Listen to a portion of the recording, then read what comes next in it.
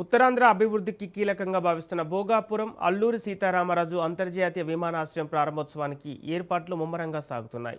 BJP రాష్ట్ర అధ్యక్షుడు PVN Madhav airport ప్రాంగణాన్ని సందర్శించి ఏర్పాట్లను పరిశీలించారు. ఆగస్టు 1వ తేదీ ఉదయం 11 గంటలకు ప్రధాని నరేంద్ర మోదీ చేతుల మీదుగా ఈ విమానాశ్రయాన్ని జాతికి అంకితం చేయనున్నట్లు తెలిపారు. ఎయిర్పోర్ట్లో ఏటికొప్పాక బొమ్మలు, బొబ్బిలి వీణతో పాటు ఉత్తరాంధ్ర జానపద కళారూపాల ప్రతిమలను ఏర్పాటు చేసినట్లు చెప్పారు. ప్రారంభోత్సవ కార్యక్రమాలను ప్రజల భాగస్వామ్యంతో నిర్వహించనున్నట్లు వెల్లడించారు.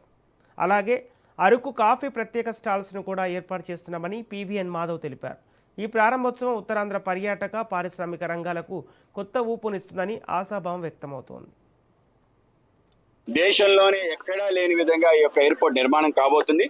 అలాగే మన యొక్క అల్లూరి సీతారామరాజు పేరు పెట్టడం ఏదైతుందో మా అందరికీ ఆనందాన్ని కలిగిస్తుంది. ఎప్పటి నుంచో కళ ఈ ప్రాంతానికి అల్లూరి సీతారామరాజు పేరు పెట్టాలని, ఆ విధంగా ఒక జిల్లా పేరు అల్లూరి సీతారామరాజు పేరు పెట్టారు.